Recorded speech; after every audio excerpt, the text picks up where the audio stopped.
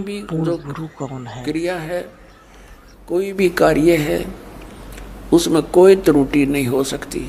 यदि उस समय वो दाता ब्राह्मण वर्ग में आ जाते और थोड़ी बहुत कोई संस्कृत भी सीख लेते और ज्ञान यही बता देते, हम ये नहीं मान सके थे ये भगवान थे। हमने ना सोचा इनके समझ में आगी होगी और ब्राह्मणा का ही ना होगी, ये भगवान नहीं है। अब क्लियर हो गया, जो अशिक्षित अक्षर ज्ञान जानता नहीं और वो ज्ञान बता रहा जो वेदों और हमारे पुराणों में लिखा हुआ है। और हमारे धर्म गुरु आचार्य शंकराचार्य ब्राह्मण ऋषि महर्षि संत और महंत, इनको कख नहीं पता उन पुराणों और वेदों और गीता का। तो who is God? Kabir is God.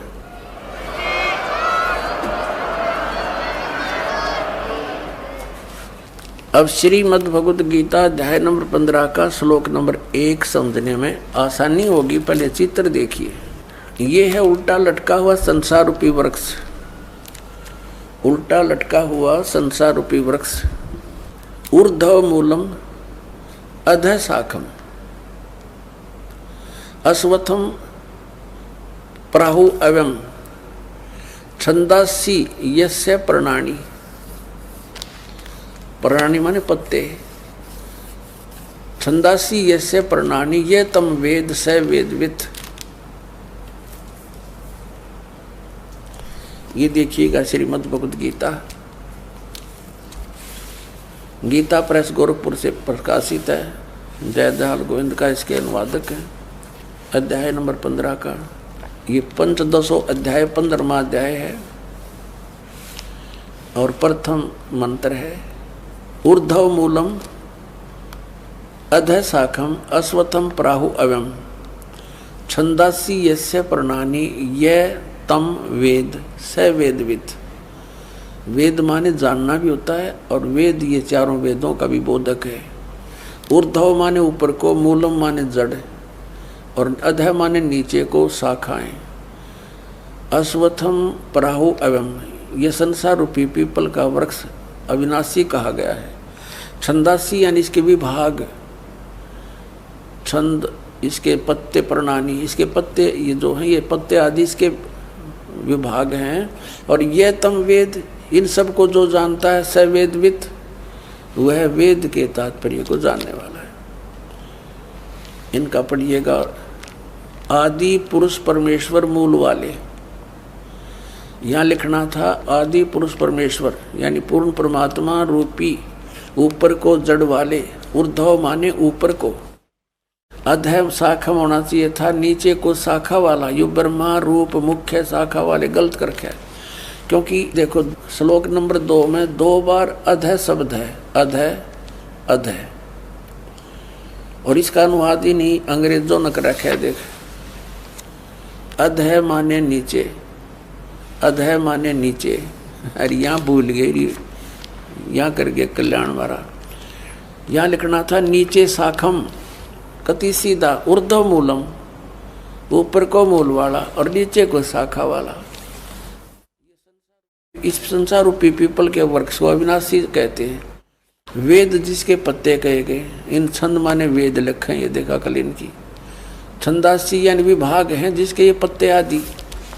और इन सब को, इस संसार रूपी वृक्ष को जो पुरुष मूल सहित यानी जड़ से लेकर पत्तों तक तत्व से जानता है स वेदवित। संस्कृत भी पढ़ लो, यह कोई लंबी चौड़ी बात ना जीवते, हमने ध्यान ना दिया था इसकी ओर।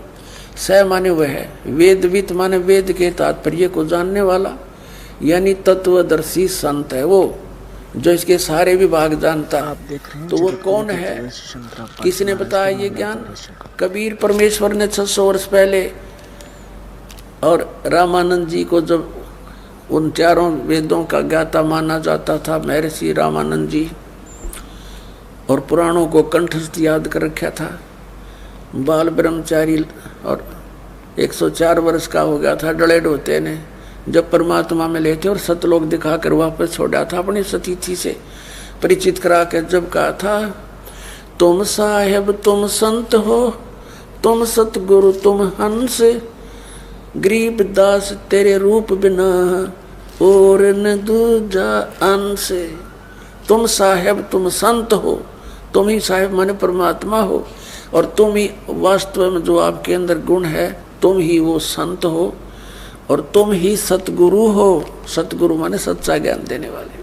तो अब देखिएगा, ये उल्टा लटका हुआ संसार रूपी वृक्ष है। परमात्मा ने बताया था अक्सर पुरुष एक पेड़ है जो जमीन से बाहर दिखाई देता है, वो पोर्शन उसको वृक्ष बताते हैं, कहा जाता है। ये समझ लो एक वृक्ष है और ये तना, ये अक्षर पुरुष है, इसको परब्रह्म भी बोलते हैं। इतना पोर्शन समझो इस संसार रूपी वृक्ष का। और इसे एक मोटी डार निकली है, वो सरपुरुष है। ये अक्षर पुरुष, ये सरपुरुष, ये सरपुरुष, ये इतना है। इसके फिर 3 शाखा होगी। ये तीनों देवा शाखा हैं भाई, पाते रूप संसार। अक्षर पुरुष एक पेड़ है, निरंजन वाकी डारे। सरपुरुष को निरंजन भी कहते हैं, ज्योति निरंजन काल। सरब्रह्म भी कहते हैं इसको, सरपुरुष भी इसी का, काल ब्रह्म भी। ये तो डार है। और तीनों देवा शाखा हैं भाई, पाते रूप संसार। ये अमृतवाणी परमात्मा की। कबीर अक्षर पुरुष एक पेड़ है, निरंजन कहो, सरपुरुष कहो, वाकी डार, और तीनों देवा शाखा हैं ये पात रूप